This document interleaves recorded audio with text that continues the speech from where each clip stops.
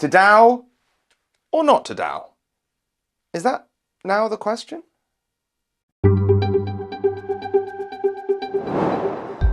How do you play by the rules when you don't know what the rules are? Or when the rules are changing? It's a bit of a headache for everyone in crypto right now as regulators start catching up and making new rules for everyone to play by. Just take a look at what's happening in Europe at the moment with its new MiCA rules, for instance, which we covered in another video. It's even more of a headache, let's call it maybe a migraine, when regulators start applying other rules you didn't even know you had to play by. And this is what some are saying is a key issue facing a decentralized autonomous organization, a DAO, in the United States. The Commodities and Futures Trading Commission, the CFTC, has filed an action against the Ooki DAO, and it could have far-reaching implications for the whole of crypto. Guess what? Not everyone's happy about it. Have you ever heard of the Ooki DAO? Probably not. It sounds a bit like a boogeyman, doesn't it? But at least you haven't heard of it yet. It could yet become one of the most important decentralized autonomous organizations because of the rules it's accused of breaking. The CFTC has just fined blockchain protocol B0X and its founders Tom Bean and Carl Kissner $250,000. The regulator said they'd offered, quote, illegal off-exchange digital assets trading without registering and complying as a Futures Commission merchant. Ooki DAO was actually included in this fine, by the way. That's because the CFTC said it was B0X's successor. Ownership of the protocol had been transferred to the DAO in August 2021, but the CFTC said it was essentially operating in exactly the same way as before. The agency took issue with Bean and Kissner suggesting that because the DAO was in charge of the protocol, it was, quote, enforcement proof. The CFTC said, DAOs are not immune from enforcement and may not violate the law with impunity.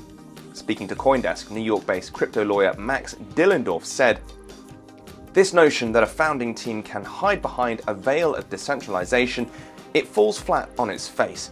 Dillendorf added he was, quote, blown away by the number of people that seemed to be under the impression DAOs were unaware or didn't acknowledge the governance rules that exist from the US Securities and Exchange Commission.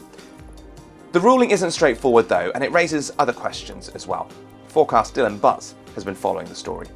I don't think that there's a lot of precedent here, where I think it was pretty obvious that what the DAO was doing, was illegal for the same reasons of what B0X was doing. But in terms of who is culpable for that crime, is it going to be the entire decentralized organization? Who should be held most accountable? And I think that there's legal ambiguity there, and that's where a lot of the controversy is stemming. Others are also unhappy about what the ruling could potentially mean. Jake Chavinsky, an executive vice president and head of policy at industry trade group Blockchain Association, said in a tweet, the CFTC's B0X enforcement action may be the most egregious example of regulation by enforcement in the history of crypto. Former CFTC Commissioner Summer K. Mersinger echoed this criticism in a dissenting statement on the decision, arguing the move was, quote, also regulation by enforcement. It's this point that has many in crypto concerned about the direction that rulemaking is headed. The Securities and Exchange Commission, the SEC, has made similar regulation by enforcement moves, including against a former Coinbase employee earlier in the year. This, though, is the first time the CFTC has tried a similar tactic.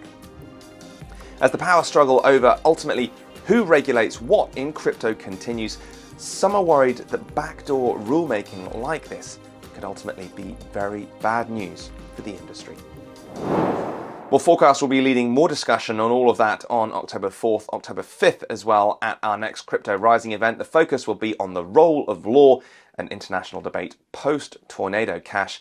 Forkast Editor-in-Chief Angie Lau will be talking to the guest speakers that include legal experts on cyber regulations and the head of a crypto advocacy group. You can find more information and sign up for the event on our website, Forkast.News. That's it for this episode though. Like and subscribe to this video for more content like it, and let us know your thoughts on what's happening down below in the comments.